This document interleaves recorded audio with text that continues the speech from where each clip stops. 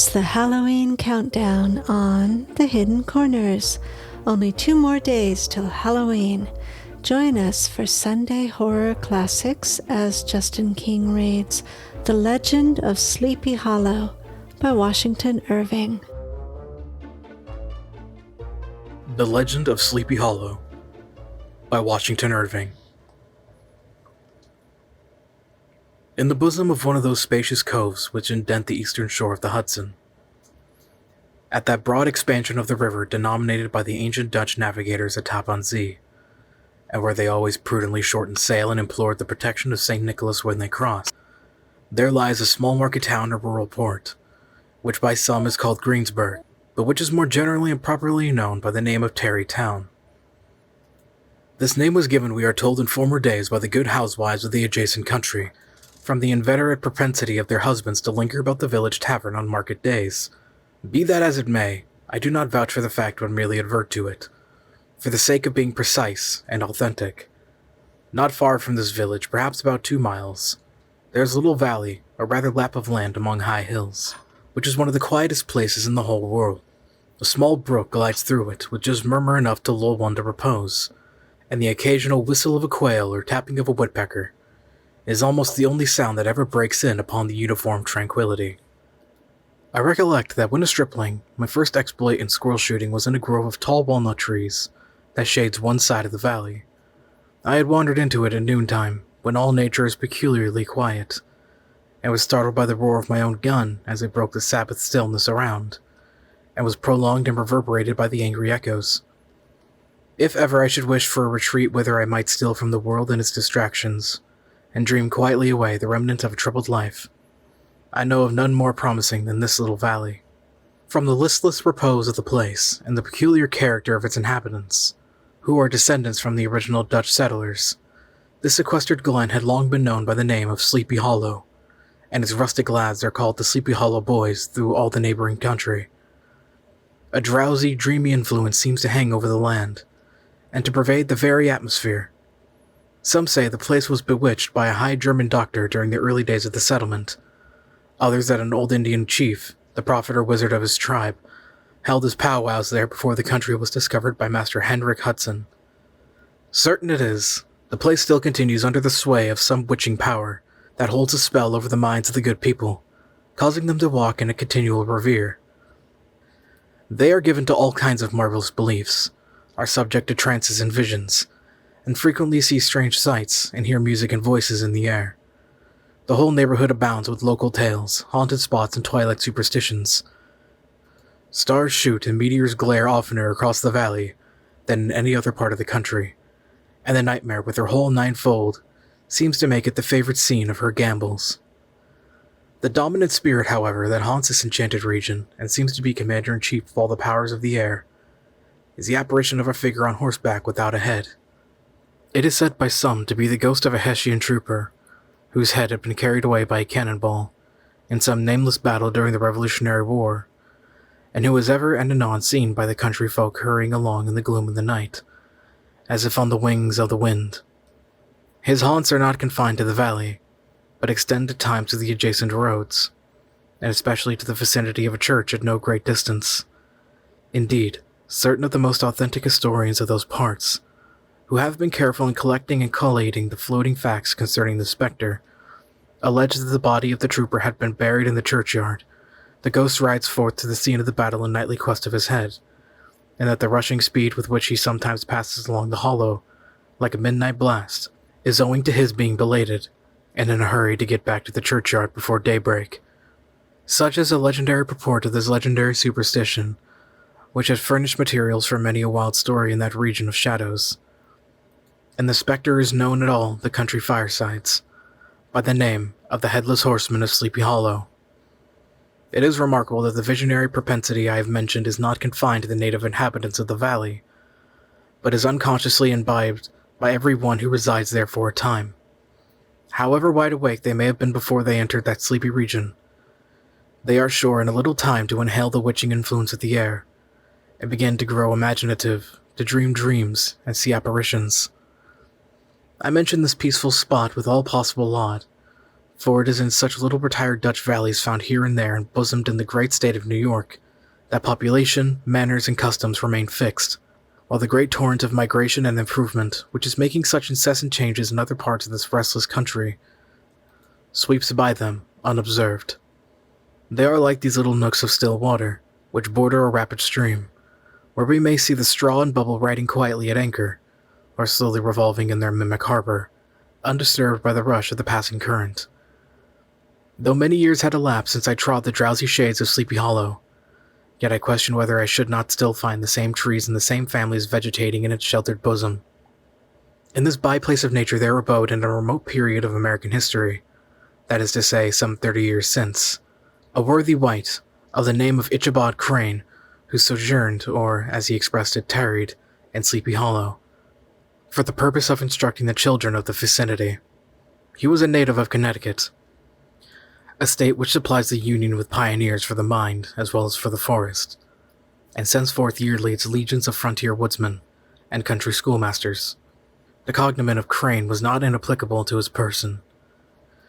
He was tall, but exceedingly lank, with narrow shoulders, long arms and legs, hands that dangled a mile out of his sleeves, feet that might have served for shovels, and his whole frame most loosely hung together.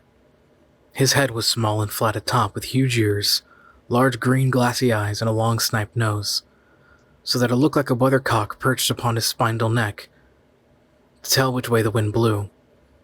To see him striding along the profile of a hill on a windy day with his clothes bagging and fluttering about him, one might have mistaken him for the genius of famine descending upon the earth, or some scarecrow eloped from a cornfield. His schoolhouse was a low building of one large room, rudely constructed of logs, the windows partly glazed and partly patched with leaves of old copybooks. It was most ingeniously secured at vacant hours, by a wide twist in the handle of the door, and stakes set against the window shutters, so that thought a thief might get in with perfect ease, he would find some embarrassment in getting out, an idea most probably borrowed by the architect, Jos van Houten, for the mystery of an eel pot. The schoolhouse stood in a rather lonely but pleasant situation, just at the foot of a woody hill, with a brook running close by, and a formidable birch tree growing at one end of it. From hence the low murmur of his pupils' voices, coning over their lessons, might be heard in a drowsy summer's day, like the hum of a beehive, interrupted now and then by the authoritative voice of the master, in the tone of menace or command, or peradventure, by the appalling sound of the birch, as he urged some tardy loiterer along the flowery path of knowledge. Truth to say, he was a conscientious man, and ever bore in mind the golden maxim, spare the rod and spoil the child. Ichabod Crane's scholars certainly were not spoiled. I would not have it imagined, however, that he was one of those crude potentates of the school, who joy in the smart of their subjects. On the contrary, he administered justice with discrimination rather than severity, taking the burden off the backs of the weak, and laying it on those of the strong. Your mere puny stripling that winced at the least flourish of the rod was passed by with indulgence, but the claims of justice were satisfied by inflicting a double portion on some little tough, wrong-headed, broad-skirted Dutch urchin who sulked and swelled and grew dogged and sullen beneath the birch. All this he called doing his duty by their parents, and he never inflicted a chastisement without following it by assurance, so consolatory to the smarting urchin that he would remember it and thank him for it the longest day he had to live. When the school hours were over, he was even the companion and playmate of the larger boys, and on holiday afternoons would convoy some of the smaller ones home, who happened to have pretty sisters or good housewives for mothers, noted for the comforts of the cupboard. Indeed, it behooved him to keep on good terms with his pupils. The revenue arising from his school was small, and would have been scarcely sufficient to furnish him with daily bread, for he was a huge feeder, and though lank, had the dilating powers of an anaconda. But to help out his maintenance he was, according to country custom in those parts, boarded and lodged at the houses of the farmers, whose children he instructed. With these he lived successfully a week at a time, thus going the rounds on the neighborhood, with all his worldly effects tied up in a cotton handkerchief. This all might not be too onerous on the purses of his rustic patrons, who were apt to consider the cost of schooling a grievous burden, and schoolmasters as mere drones. He had various ways of rendering himself both useful and agreeable. He assisted the farmers occasionally in the lighter labors of their farms, helped them make hay, mended the fences, took the horses to water, drove the cows from pasture, and cut wood for the winter fire. He laid aside, too, all the dominant dignity and absolute sway with which he lorded it in his little empire, the school, and became wonderfully gentle and ingratiating. He found favor in the eyes of the mothers by petting the children, particularly the youngest, and like the lion bold, which whom so magnanimously the lamb did hold, he would sit with the child on one knee, and rock a cradle with his foot for whole hours together. In addition to his other vocations, he was a singing master of the neighborhood, and picked up many bright shillings by instructing the young folks in psalmody. It was a matter of no little vanity to him on Sundays to take his station in front of the church gallery, with a band of chosen singers, where in his own mind, he completely carried away the palm from the parson. Certain it is, his voice resounded far above all the rest of the congregation, and there are peculiar quavers still to be heard in that church, which may even be heard half a mile off, quite to the opposite side of the mill pond, on a still Sunday morning, which are said to be legitimately descended from the nose of Ichabod Crane. Thus, by divers little makeshifts in that ingenious way which is commonly denominated by hook and by crook, the worthy pedagogue got on tolerably enough, and was thought, by all who understood nothing of the labor of head work, to have a wonderfully easy life of it. The schoolmaster is generally a man of some importance in the female circle of a rural neighborhood, being considered a kind of idle, gentlemanlike personage, of vastly superior taste and accomplishments to the rough country swains, and indeed, inferior in learning only to the parson. His appearance, therefore, is apt to occasion some little stir at the tea-table of a farmhouse, and the addition of a supernumerary dish of cakes and sweetmeats, or peradventure the parade of a silver teapot. Our man of letters, therefore, was peculiarly happy in the smiles of all the country damsels. How he would figure among them in the churchyard, between services on Sundays, gathering grapes for them from the wild vines that overran the surrounding trees, reciting for their amusement all the epitaphs of the tombstones, or sauntering with a whole bevy of them along the banks of the adjacent mill pond, while the more bashful country bumpkins hung sheepishly back, envying his superior elegance and address.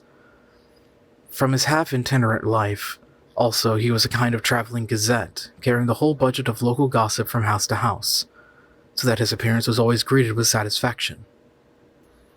He was, moreover, esteemed by the women as a man of great erudition, for he had read several books quite through, and was a perfect master of Cotton Mather's History of New England Witchcraft, in which, by the way, he most firmly and potently believed.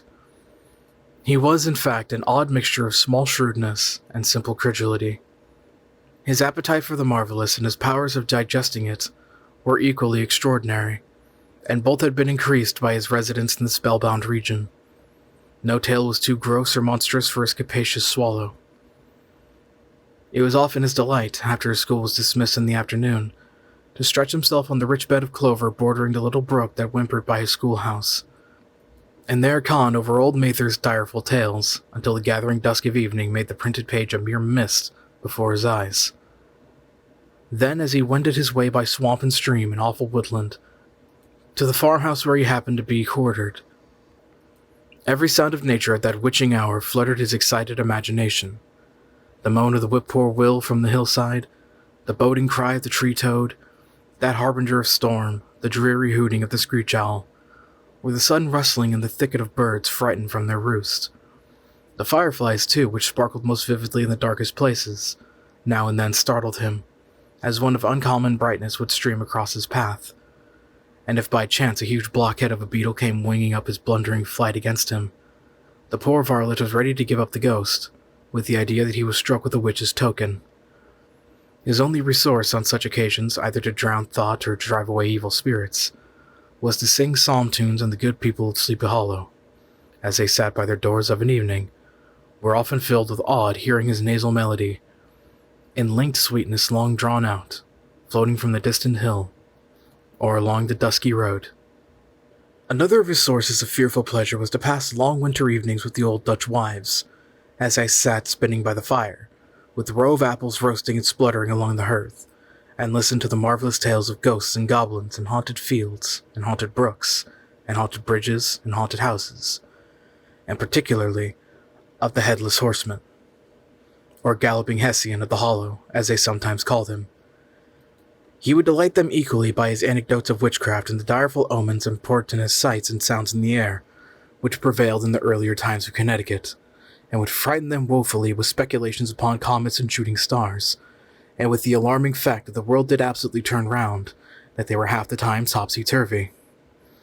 But if there was a pleasure in all this, while snugly cuddling in the chimney corner of a chamber that was all of a ruddy glow from the crackling wood fire, and where of course no spectre dared to show its face, it was dearly purchased by the terrors of his subsequent walk homewards. What fearful shapes and shadows beset his path, amidst the dim and ghastly glare of a snowy night! With what wistful look did he eye every trembling ray of light streaming across the waste fields from some distant window! How often was he appalled by some shrub covered with snow, which, like a sheeted spectre, beset his fairy path! How often did he shrink with curdling awe at the sound of his own steps on the frosty crust beneath his feet, and dread to look over his shoulder, lest he should behold some uncouth being trampling close behind him. And how often was he thrown into complete dismay by some rushing blast howling among the trees, in the idea that it was the Galloping Hessian on one of his nightly scourings. All these, however, were mere terrors of the night, phantoms of the mind that walk in darkness. And though he had seen many spectres in his time, and been more than once beset by Satan in diverse shapes, in his lonely perambulations, yet daylight put an end to all these evils, and he would have passed a pleasant life of it, in despite of the devil and all his works, if his path had not been crossed by a being that caused more perplexity to mortal man than ghosts, goblins, and the whole race of witches put together, and that was a woman.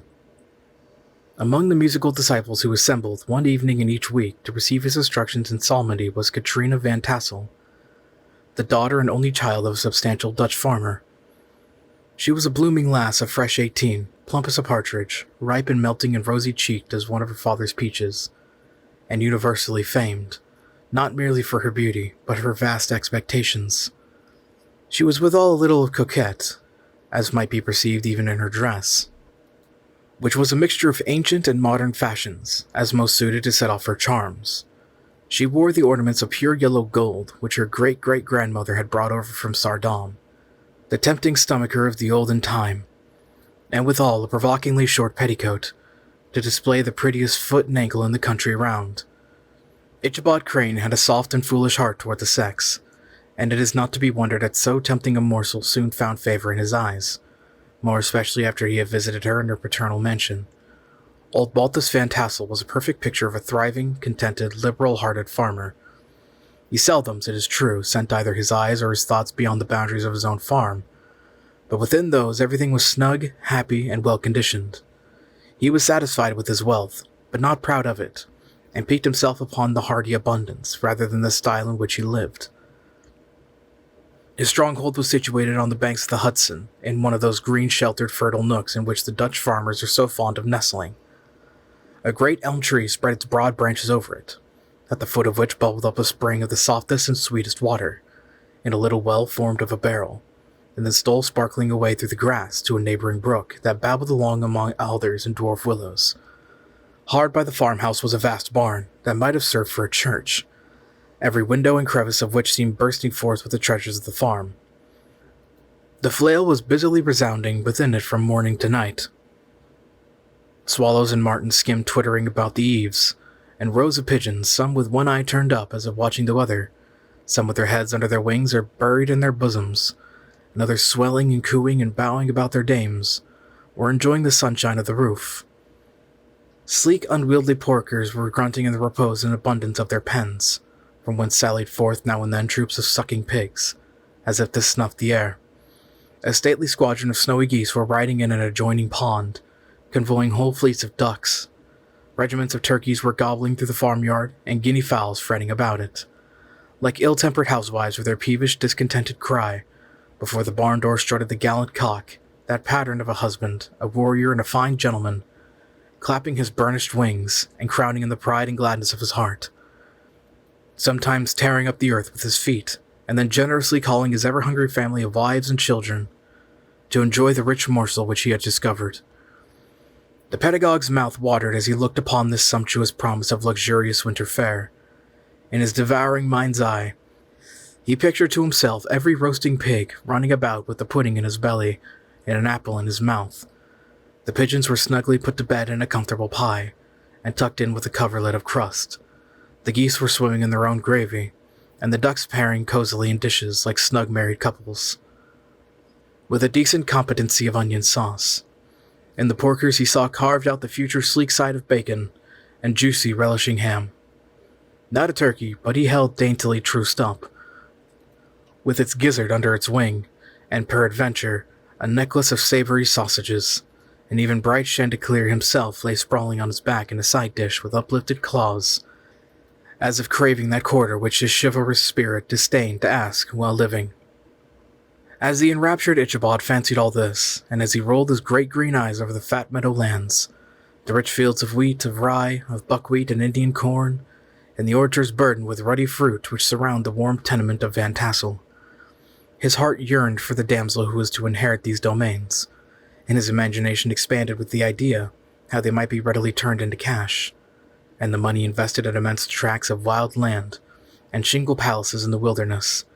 Nay, his busy fancy already realized his hopes and presented to him the blooming Katrina, with a whole family of children mounted on the top of a wagon, loaded with household trumpery, with pots and kettles dangling beneath, and he beheld himself bestriding a pacing mare with a colt at her heels, setting out for Kentucky, Tennessee, or the Lord knows where.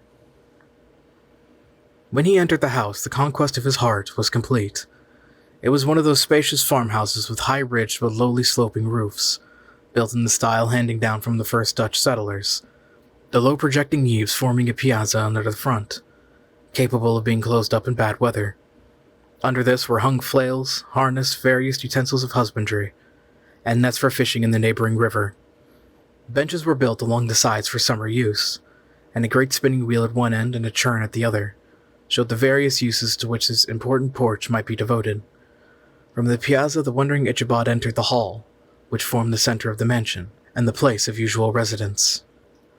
Here rose the resplendent pewter, ranged on a long dresser, dazzled his eyes. In one corner stood a huge bag of wool ready to be spun. In another, a quantity of linsey-woolsey just from the loom, ears of Indian corn, and strings of dried apples and peaches hung in gay festoons along the walls, mingled with the god of red peppers, and the door left ajar gave him a peep into the best parlor, where the claw-footed chairs and dark mahogany tables shone like mirrors. Angerons, with their accompanying shovels and tongs, glistened from their covert of asparagus tops. Mock oranges and conch shells decorated the mantelpiece. Strings of various colored bird eggs were suspended above it. A great ostrich egg was hung from the center of the room, and a corner cupboard, knowingly left open, displayed immense treasures of old silver and well-mended china. From the moment Ichabod laid his eyes upon these regions of delight, the peace of his mind was at an end, and his only study was how to gain the affection of the peerless daughter of Van Tassel. In this enterprise, however, he had more real difficulties than generally fell to the lot of the knight-errant of yore, who seldom had anything but giants, enchanters, fairy dragons, and such like easily conquered adversaries to contend with, and had to make his way merely through gates of iron and brass, and walls of adamant to the castle keep, where the lady of his heart was confined, all which he achieved as easily as a man would carve his way to the center of a Christmas pie, and then the lady gave him her hand as a matter of course. Ichabod, on the contrary, had to win his way to the heart of a country coquette, beset with a labyrinth of whims and caprices, which were forever presenting new difficulties and impediments, and he had to encounter a host of fearful adversaries of real flesh and blood, the numerous rustic admirers, who beset every portal to her heart, keeping a watchful and angry eye upon each other, but ready to fly out in a common cause against any new competitor. Among these, the most formidable was a burly, roaring, roistering blade of the name of Abraham, or, according to the Dutch abbreviation, Brom van Brunt, the hero of the country round, which rang from his feats of strength and hardihood. He was broad-shouldered and double-jointed, with short, curly black hair and a bluff but not unpleasant countenance, having a mingled air of fun and arrogance. From his Herculean frame and great powers of limb he had received the nickname of Brom Bones, by which he was universally known. He was famed for great knowledge and skill in horsemanship, being as dexterous on horseback as a Tartar. He was foremost at all races and cockfights, and with the ascendancy which bodily strength always acquires in rustic life, was the umpire in all disputes, setting his hat to one side, and giving his decision with an air and tone that admitted of no gainsay or appeal. He was always ready for either a fight or a frolic, but had more mischief than ill will in his composition. And with all his overbearing roughness, there was a strong dash of waggish good humor at bottom. He had 3 or 4 boon companions who regarded him as their model, and at the head of whom he scoured the country, attending every scene of feud or merriment for miles around. In cold weather he was distinguished by a fur cap, surmounted with a flaunting fox's tail, and when the folks at a country gathering descried their well-known crest at a distance, whisking about among a squad of hard riders, they always stood by for a squall. Sometimes his crew would be heard dashing along past the farmhouses at midnight, with whoop and halloo, like a troop of Don Cossacks, and the old dames, startled out of their sleep, would listen for a moment till the hurry-scurry had clattered by, and then exclaim, "Ah, there goes Brom Bones and his gang." The neighbors looked upon him with a mixture of awe, admiration, and goodwill, and when any madcap prank or rustic brawl occurred in the vicinity, always shook their heads, and warranted Brom Bones was at the bottom of it. This rantipole hero had for some time singled out the blooming Katrina for the object of his uncouth gallantries, and though his amorous toyings were something like the gentle caresses and endearments of a bear, yet it was whispered that she did not altogether discourage his hopes. Certain it is, his advances were signals for rival candidates to retire, who felt no inclination to cross a line in his amours, insomuch that when his horse was seen tied to Van Tassel's paling on a Sunday night, a sure sign that his master was courting, or as it is termed, sparking, within, all other suitors passed by in despair and carried the war into other quarters. Such was a formidable rival with whom Ichabod Crane had to contend, and considering all things, a stouter man that he would have shrunk from the competition, and a wiser man would have despaired. He had, however, a happy mixture of pliability and perseverance in his nature. He was in form and spirit like a supple jack, yielding but tough. Though he bent, he never broke. And though he bowed beneath the slightest pressure, yet the moment it was away, jerk, he was as erect and carried his head as high as ever.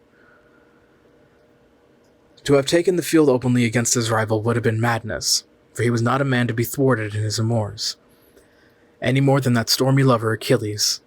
Ichabod, therefore, made his advances in a quiet and gently insinuating manner. Under cover of his character of a singing master, he made frequent visits at the farmhouse. Not that he had anything to apprehend from the meddlesome interference of parents, which is so often a stumbling block in the path of lovers. Balt Van Tassel was an easy, indulgent soul. He loved his daughter better even than his pipe, and like a reasonable man and an excellent father, let her have her way in everything. His notable little wife, too, had enough to do to attend to her housekeeping and manage her poultry. For, as she sagely observed, ducks and geese are foolish things, and must be looked after, but girls can take care of themselves. Thus, while the busy dame bustled about the house, or plied her spinning wheel at one end of the piazza, honest Balt would sit smoking his evening pipe at the other, watching the achievements of a little wooden warrior who, armed with the sword in each hand, was most valiantly fighting the wind on the pinnacle of the barn. In the meantime, Ichabod would carry on his suit with the daughter by the side of the spring under the great elm, or sauntering along in the twilight, that hour so favorable to the lover's eloquence. I profess not to know how women's hearts are wooed and won. To me they always been matters of riddle and admiration. Some seem to have but one vulnerable point or door of access, while others have 1,000 avenues and may be captured in 1,000 different ways. It is a great triumph of skill to gain the former, but a still greater proof of generalship to maintain possession of the latter, for man must battle for his fortress at every door and window. He who wins 1,000 common hearts is therefore entitled to some renown, but he who keeps undisputed sway over the heart of a coquette is indeed a hero. Certain it is that was not the case with the redoubtable Brom Bones, and from the moment Ichabod Crane made his advances, the interest of the former evidently declined. His horse was no longer seen tied to the palings on Sunday nights, and a deadly feud gradually arose between him and the preceptor of Sleepy Hollow. Brom, who had a degree of rough chivalry in his nature, would fain have carried matters to open warfare, and had settled their pretensions to the lady, according to the mode of those most concise and simple reasoners, the knights errants of yore. by single combat. But Ichabod was too conscious of the superior might of his adversary to enter the list against him. He had overheard a boast of Bones that he would double the schoolmaster up and lay him on a shelf of his own schoolhouse, and he was too wary to give him an opportunity. There was something extremely provoking in this obstinately pacific system. It left Brom no alternative but to draw upon the funds of rustic waggery in his disposition, and to play off boorish practical jokes upon his rival. Ichabod became the object of whimsical persecution to Bones and his gang of rough riders. They harried his hitherto peaceful domains, smoked out his singing school by stopping up the chimney, broke into the schoolhouse at night in spite of its formidable fastenings of withes and window stakes, and turned everything topsy-turvy, so that the poor schoolmaster began to think all the witches in the country held their meetings there. But what was still more annoying, Brom took all opportunities of turning him into ridicule in presence of his mistress, and had a scoundrel dog whom he taught to whine in the most ludicrous manner, and introduced as a rival of Ichabod's to instruct her in psalmody. In this way matters went on for some time, without producing any material effect on the relative situations of the contending powers. On a fine autumnal afternoon, Ichabod, in pensive mood, sat enthroned on a lofty stool from whence he usually watched all the concerns of his little literary realm. In his hand he swayed a ferule, that scepter of despotic power. The birch of justice reposed of 3 nails behind the throne, a constant terror to evildoers.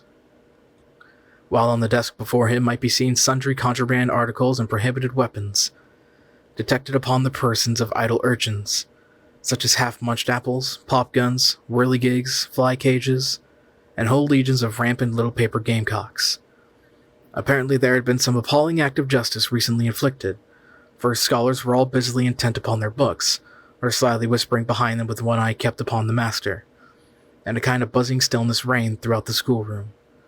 It was suddenly interrupted by the appearance of a negro in town-cloth jacket and trousers, a round-crowned fragment of a hat like the cap of Mercury, and mounted on the back of a ragged, wild, half-broken colt, which he managed with a rope by the way of a halter. He came clattering up to the school door with an invitation to Ichabod to attend a merry-making or a quilting frolic, to be held that evening in Mynheer Van Tassel's, and having delivered his message with that air of importance and effort at fine language, which a negro is apt to display at petty embassies of the kind, he dashed over the brook and was seen scampering away up the hollow, full of the importance and hurry of his mission. All was now bustle and hubbub in the late quiet schoolroom. The scholars were hurried through their lessons without stopping at trifles. Those who were nimble skipped over half with impunity, and those who were tardy had a smart application now and then in the rear, to quicken their speed or help them over a tall word. Books were flung aside without being put away on the shelves, inkstands were overturned, benches thrown down, and the whole school was turned loose an hour before the usual time, bursting forth like a legion of young imps, yelping and racketing about the green and joy at their early emancipation. The gallant Ichabod now spent at least an extra half-hour at his toilet, brushing and furbishing up his best, and indeed only suit of rusty black, and arranging his locks by a bit of broken looking-glass that hung up in the schoolhouse, that he might make his appearance before his mistress in the true style of a cavalier.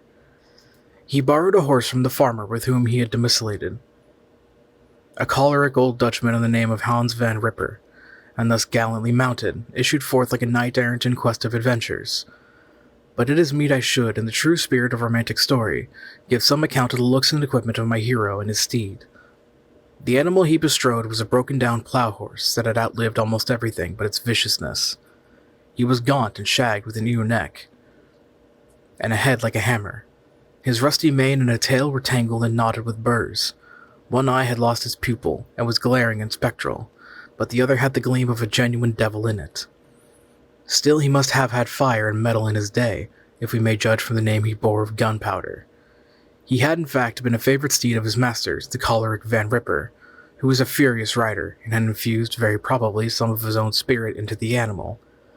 For old and broken down as he looked, there was more of the lurking devil in him than in any young filly in the country. Ichabod was a suitable figure for such a steed. He rode with short stirrups, which brought his knees nearly up to the pommel of the saddle. His sharp elbows stuck out like grasshoppers.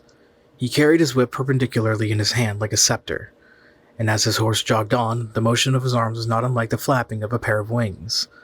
A small wool hat rested on the top of his nose, for so his scanty strip of forehead might be called, and the skirts of his black coat fluttered out almost to the horse's tail. Such was the appearance of Ichabod and his steed as they shambled out at the gate of Hans van Ripper, and it was altogether such an apparition as is seldom to be met with in broad daylight.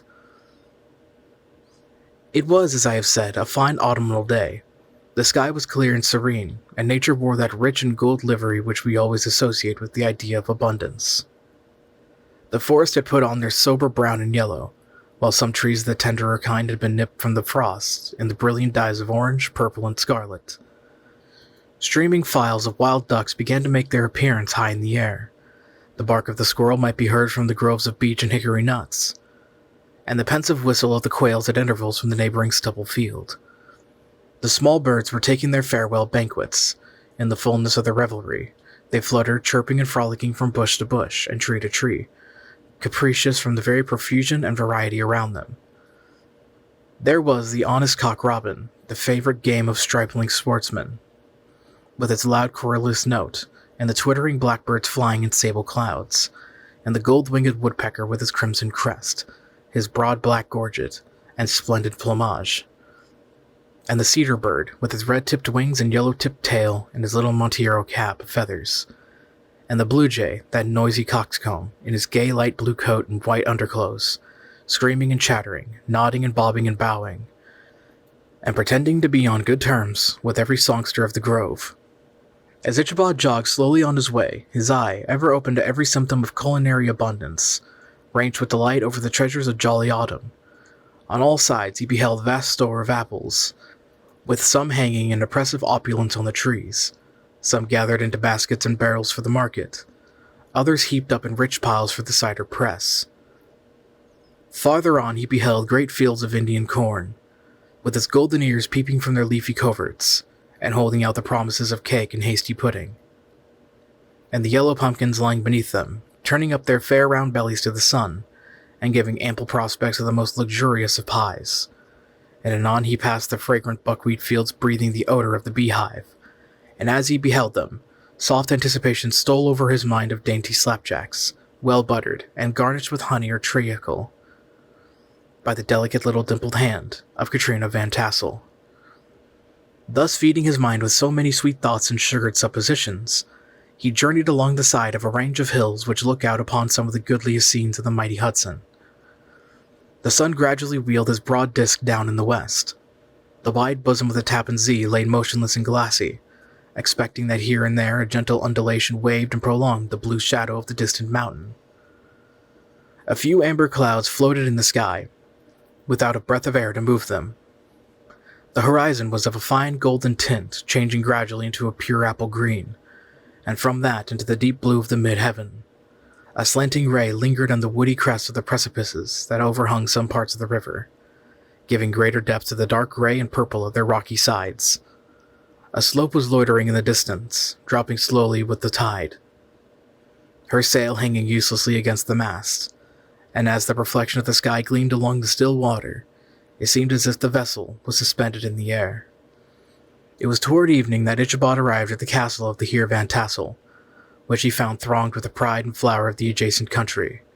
Old farmers, a spare leathern-faced race, in homespun coats and breeches, blue stockings, huge shoes, and magnificent pewter buckles.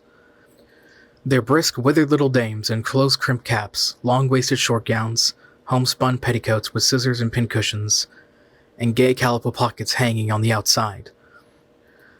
Buxom lasses, almost as antiquated as their mothers, expecting to wear a straw hat, a fine ribbon, or perhaps a white frock, gave symptoms of steady innovation. The sons in short, square-skirted coats, with rows of stupendous brass buttons, and their hair generally queued in the fashion of the times, especially if they could procure an eel skin for the purpose, is being esteemed throughout the country as a potent nourisher and strengthener of the hair. Brom Bones, however, was the hero of the scene, having come to the gathering of his favorite steed Daredevil, a creature like himself, full of mettle and mischief, and which no one but himself could manage.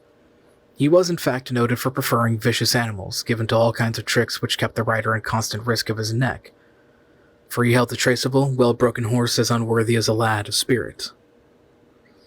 Fain would I pause to dwell upon the world of charms that burst upon the enraptured gaze of my hero, as he entered the state parlor of Van Tassel's mansion.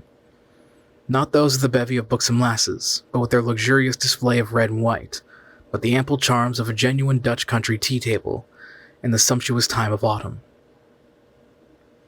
Such heaped-up platters of cakes of various and almost indescribable kinds, known only to experienced Dutch housewives.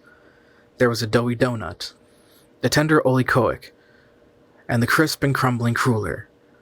Sweet cakes and shortcakes, ginger cakes and honey cakes, and the whole family of cakes. And then there were apple pies and peach pies and pumpkin pies, besides slices of ham and smoked beef, and moreover delectable dishes of preserved plums and peaches and pears, and quinces, not to mention broiled shad and roasted chickens, together with bowls of milk and cream, all mingled higgledy-piggledy, pretty much as I had enumerated them, with the motherly teapot sending up its clouds of vapor from the midst. Heaven bless the mark! I want breath and time to discuss this banquet as it deserves, and am too eager to get on with my story. Happily, Ichabod Crane was not in so great a hurry as his historian, but did ample justice to every dainty. He was a kind and thankful creature, whose heart dilated in proportion as his skin was filled with good cheer, and whose spirits rose with eating, as some men do with drink. He could not help, too, rolling his large eyes round him as he ate, and chuckling with the possibility that he might one day be lord of all this scene of almost unimaginable luxury and splendor.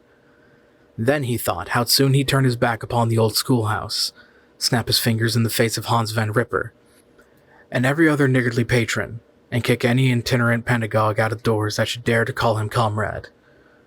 Old Baltus Van Tassel moved with among his guests with a face dilated with content and good humor, round and jolly as the harvest moon. His hospitable attentions were brief but expressive, being confined to a shake of the hand, a slap on the shoulder, a loud laugh, and a pressing invitation to fall to and help themselves. And now the sound of the music from the common room or hall summoned to the dance. The musician was an old gray-headed Negro, who had been the itinerant orchestra of the neighborhood for more than half a century. His instrument was as old as battered as himself. The greater part of the time he scraped on 2 or 3 strings, accompanying every movement of the bow with a motion of the head, bowing almost to the ground and stamping with his foot whenever a fresh couple were to start. Ichabod prided himself upon his dancing as much as upon his vocal powers. Not a limb, not a fibre about him was idle, and to have seen his loosely hung frame in full motion and clattering about the room, you would have thought Saint Vitus himself, that blessed patron of the dance, was figuring before you in person. He was the admiration of all the Negroes, who, having gathered of all ages and sizes, from the farm and the neighborhood, stood forming a pyramid of shining black faces at every door and window, gazing with delight at the scene, rolling their white eyeballs, and showing grinning rows of ivory from ear to ear. How could the flogger of urchins be otherwise than animated and joyous? The lady of his heart was as his partner in the dance, and smiling graciously in reply to all his amorous oglings, while Brom Bones, sorely smitten with love and jealousy, sat brooding by himself in one corner. When the dance was at an end, Ichabod was attracted to a knot of the sager folks, who, with old Van Tassel, sat smoking at one end of the piazza, gossiping over former times, and drawing out long stories about the war. This neighborhood, at the time of which I am speaking, was one of those highly favored places which abound with chronicle and great men. The British and American line had run near it during the war. It had, therefore, been the scene of marauding and infested with refugees, cowboys, and all kinds of border chivalry. Just sufficient time had elapsed to enable each storyteller to dress up his tale with a little becoming fiction, and, in the indistinctness of his recollection, to make himself the hero of every exploit. There was a story of Dofue Martling, a large blue-bearded Dutchman who had nearly taken a British frigate with an old iron 9-pounder from a mud breastwork, only that his gun burst at the 6th discharge. And there was an old gentleman who shall be nameless, being too rich a mynheer to be lightly mentioned, who in the Battle of White Plains, being an excellent master of defense, parried a musket ball with a small sword, insomuch that he absolutely felt it whiz round the blade and glance off at the hilt, in proof of which he was ready at any time to show the sword with the hilt a little bent. There were several more who had been equally great in the field, not one of whom but was persuaded that he had a considerable hand in bringing the war to a happy termination. But all these were nothing to the tales of ghosts and apparitions that succeeded.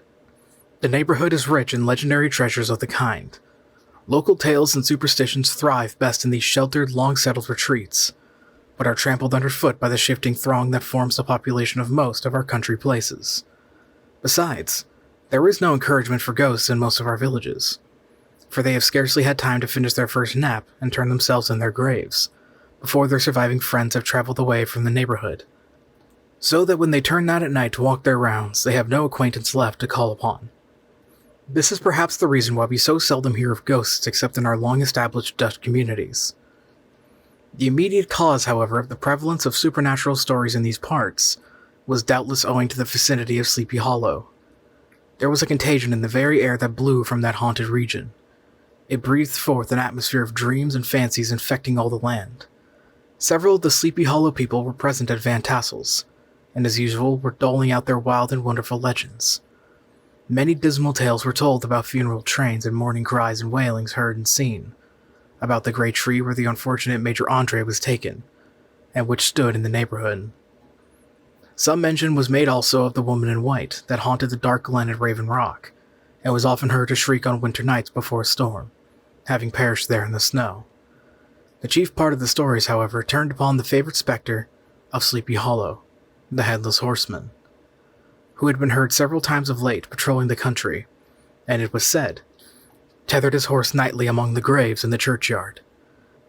The sequestered situation of this church seems always to have made it a favorite haunt of troubled spirits. It stands on a knoll, surrounded by locust trees and lofty elms, from among which its decent, whitewashed walls shine modestly forth, like Christian purity beaming through the shades of retirement. A gentle slope descends from it, a silver sheet of water bordered by high trees, between which peeps may be caught at the blue hills of the Hudson. To look upon its grass-grown yard where the sunbeams seem to sleep so quietly, one would think that there at least the dead might rest in peace. On one side of the church extends a wide woody dell, along which rays a large brook among broken rocks and trunks of fallen trees. Over a deep black part of the stream, not far from the church, was formerly thrown a wooden bridge. The road that led to it, and the bridge itself, were thickly shaded by overhanging trees, which cast a gloom about it, even in the daytime, but occasioned a fearful darkness at night.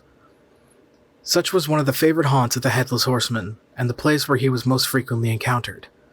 The tale was told of old Brower, a most heretical disbeliever in ghosts, how he met the horseman returning from his foray into Sleepy Hollow, and was obliged to get up behind him, how they galloped over bush and brake, over hill and swamp until they reached the bridge, when the horseman suddenly turned into a skeleton, threw old Brower into the brook, and sprang away over the treetops with a clap of thunder.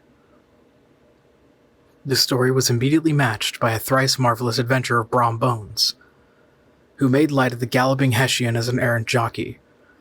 He affirmed that on returning one night from his neighboring village of Sing Sing, he had been overtaken by this midnight trooper, that he had offered to race with him for a bowl of punch, and should have won it too, for Daredevil beat the goblin horse all hollow. But just as they came to the church bridge, the Hessian bolted and vanished in a flash of fire. All these tales told in that drowsy undertone with which men talk in the dark, the countenances of the listeners only now and then receiving a casual gleam from the glare of a pipe, sank deep in the mind of Ichabod. He repaid them in kind with large extracts from his invaluable author, Cotton Mather, and added many marvelous events that had taken place in his native state of Connecticut, and fearful sights which he had seen in his nightly walks about Sleepy Hollow. The revel now gradually broke up. The old farmers gathered together their families and their wagons, and were heard for some time rattling along the hollow roads and over the distant hills. Some of the damsels mounted on pillions behind their favorite swains, and their light-hearted laughter, mingling with the clatter of hoofs, echoed along the silent woodland, sounding fainter and fainter, until they gradually died away, and the late scene of noise and frolic was all silent and deserted. Ichabod only lingered behind, according to the custom of country lovers, to have a tete-a-tete with the heiress, fully convinced that he was now on the high road to success. What passed at this interview, I will not pretend to say, for in fact I do not know. Something, however, I fear me must have gone wrong, for he certainly sallied forth, after no very great interval, with an air quite desolate and chapfallen. No, these women! Could that girl have been playing off any of her coquettish tricks? Was her encouragement of the poor pedagogue all a mere sham to secure her conquest of his rival? Heaven only knows, not I. Let it suffice to say, Ichabod stole forth with the air of one who had been sacking a hen roost, rather than a fair lady's heart.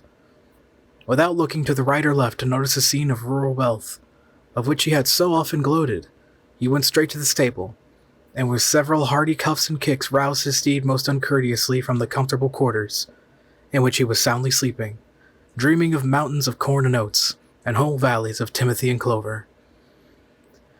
It was the very witching time of night that Ichabod, heavy-hearted and crestfallen, pursued his travel homewards, along the sides of the lofty hills which rise above Tarry Town, and which he had traversed so cheerily in the afternoon.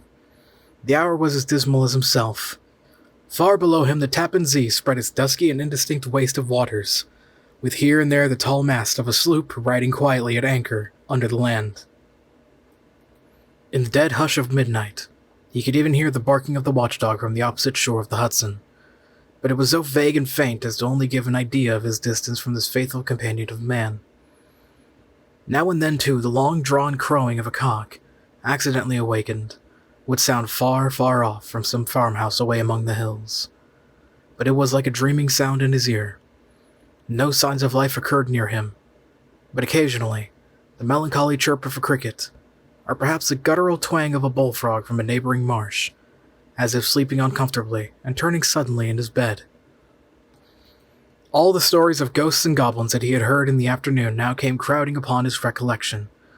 The night grew darker and darker. The stars seemed to sink deeper in the sky, and driving clouds occasionally hid from them his sight. He had never felt so lonely and dismal.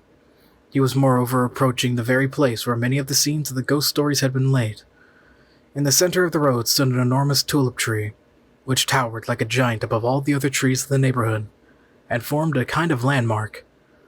Its limbs were gnarled and fantastic, large enough to form trunks for ordinary trees, twisting down almost to the earth, and rising again into the air. It was connected with the tragical story of the unfortunate Andre, who had been taken prisoner hard by, and was universally known by the name of Major Andre's tree.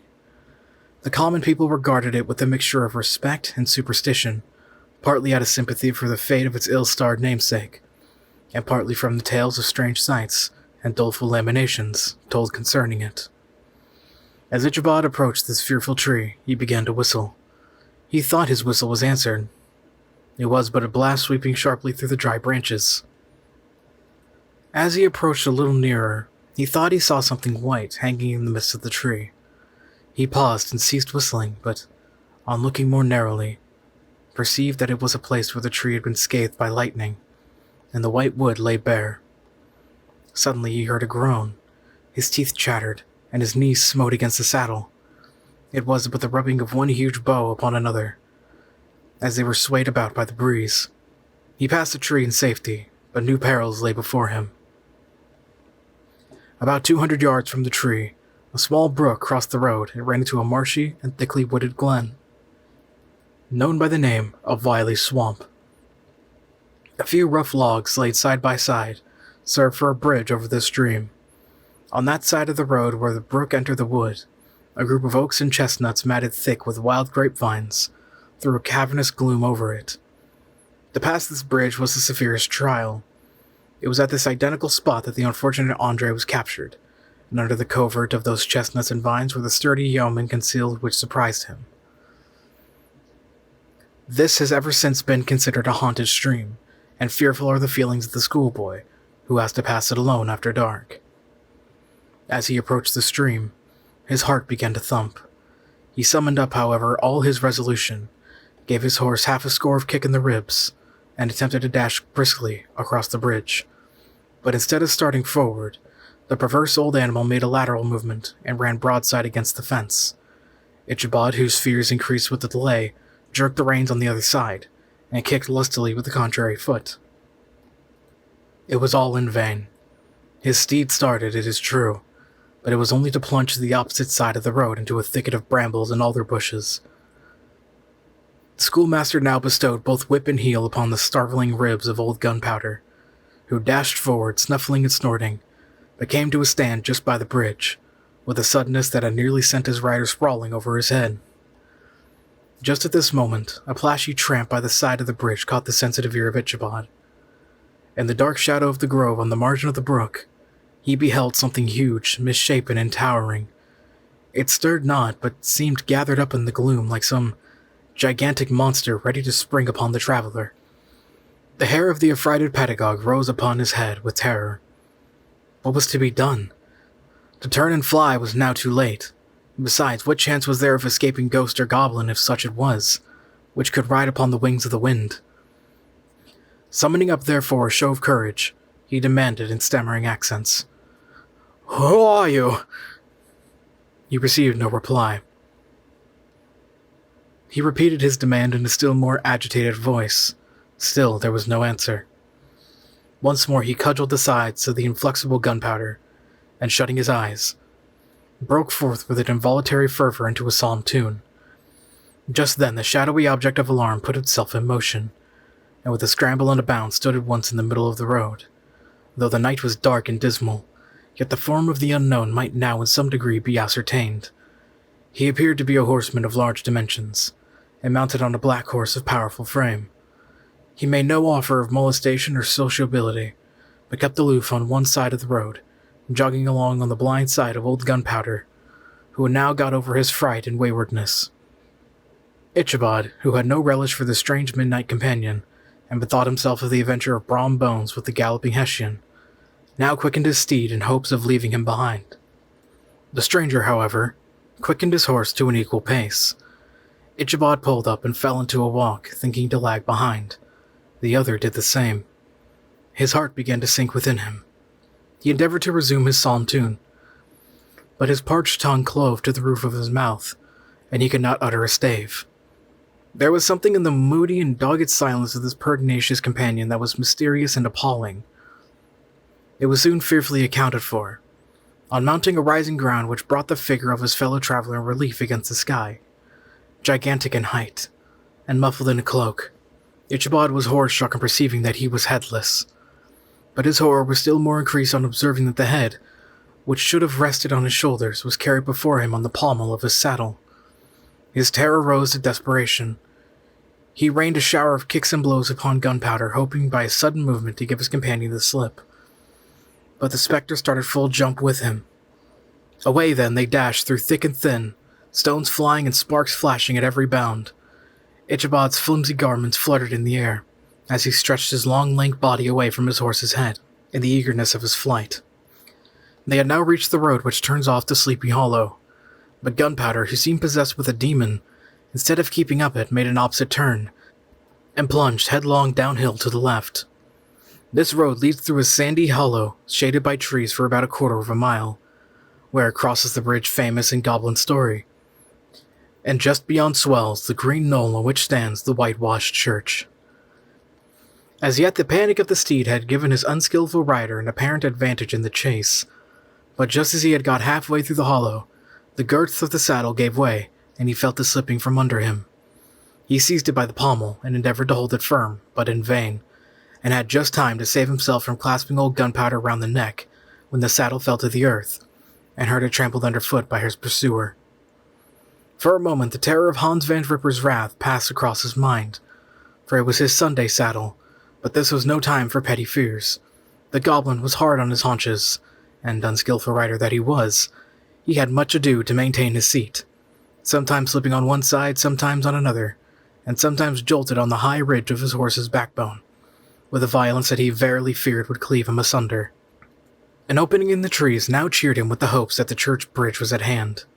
The wavering reflection of a silver star in the bosom of the brook told him that he was not mistaken. He saw the walls of the church dimly glaring out of the trees beyond. He recollected the place where Brom Bones' ghostly competitor had disappeared. "If I can but reach that bridge," thought Ichabod, "I am safe." Just then he heard the black steed panting and blowing close behind him. He even fancied that he felt his hot breath. Another convulsion kicked in the ribs, and old Gunpowder sprang upon the bridge. He thundered over the resounding planks. He gained the opposite side. And now Ichabod cast a look behind to see if his pursuer should vanish, according to rule, in a flash of fire and brimstone. Just then he saw the goblin rising in his stirrups, and in the very act of hurling his head at him. Ichabod endeavored to dodge the horrible missile, but was too late. It encountered his cranium with a tremendous crash. He was tumbled headlong into the dust, and Gunpowder the Black Steed and the Goblin Rider passed by like a whirlwind. The next morning, the old horse was found without his saddle, and with the bridle under his feet, soberly cropping the grass at his master's gate. Ichabod did not make his appearance at breakfast. Dinner hour came, but no Ichabod. The boys assembled at the schoolhouse and strolled idly about the banks of the brook, but no schoolmaster. Hans Van Ripper began to feel some uneasiness about the fate of poor Ichabod and his saddle. An inquiry was set on foot. After diligent investigation, they came upon his traces. In one part of the road leading to the church was found the saddle, trampled in the dirt, the tracks of horses' hooves deeply dented in the road, and evidently at furious speed, were traced to the bridge beyond which, on the bank of a broad part of the brook, where the water ran deep and black, was found the hat of the unfortunate Ichabod, and close beside it a shattered pumpkin. The brook was searched, but the body of the schoolmaster was not to be discovered. Hans Van Ripper, as executor of his estate, examined the bundle which contained all his worldly effects. They consisted of 2 shirts and a half, 2 stocks for the neck, a pair of 2 of worsted stockings, an old pair of corduroy small clothes, a rusty razor, a book of psalm tunes full of dog ears, and a broken pitch pipe. As to the books and furniture of the schoolhouse, they belonged to the community, excepting Cotton Mather's History of Witchcraft, a New England Almanac, and a book of dreams and fortune-telling, in which last was a sheet of foolscap, much scribbled and blotted in several fruitless attempts to make a copy of verses, in honor of the heiress of Van Tassel. These magic books and the poetic scroll were forthwith consigned to the flames of Hans Van Ripper, who, from that time forward, determined to send his children no more to school, observing that he never knew any good come from his same reading and writing. Whatever money the schoolmaster possessed, and he had received his quarter's pay but a day or 2 before, he must have had about his person at the time of his disappearance. The mysterious event caused much speculation at the church on the following Sunday. Knots of gazers and gossips were collected in the churchyard at the bridge, at the spot where the hat and pumpkin had been found. The story of Brower, of Bones, and a whole budget of others were called to mind. When they had diligently considered them all, and compared them with the symptoms of the present case, they shook their heads, and came to the conclusion that Ichabod had been carried off by the galloping Hessian. As he was a bachelor and in nobody's debt, nobody troubled his head any more about him. The school was removed to a different quarter of the hollow, and another pedagogue reigned in his stead. It is true, an old farmer who had been down to New York on a visit several years later, and whom from this account of the ghostly adventure was received, brought home the intelligence that Ichabod Crane was still alive, that he had left the neighborhood partly through fear of the goblin and Hans Van Ripper, and partly in mortification that, having been suddenly dismissed by the heiress, that he had changed his quarters to a distant part of the country, had kept school and studied law at the same time, had been admitted to the bar, turned politician, electioneered, written for the newspapers, and finally had been made a justice of the 10-pound court. Brom Bones, too, who, shortly after his rival's disappearance, conducted the blooming Katrina in triumph to the altar, was observed to look exceedingly knowing whether the story of Ichabod was related, and always burst into a hearty laugh at the mention of the pumpkin, which led some to suspect that he knew more about the matter than he chose to tell. The old country wives, however, who were the best judges of these matters, maintain to this day that Ichabod was spirited away by supernatural means, and it is a favorite story often told about the neighborhood round the winter evening fire. The bridge became more than ever an object of superstitious awe, and that may be the reason why the road had been altered of late years, so as to approach the church by the border of the mill pond. The schoolhouse being deserted soon fell to decay, and was reported to be haunted by the ghost of the unfortunate pedagogue and the ploughboy. Loitering homeward of a still summer evening, has often fancied his voice at a distance, chanting a melancholy psalm tune among the tranquil solitudes of Sleepy Hollow.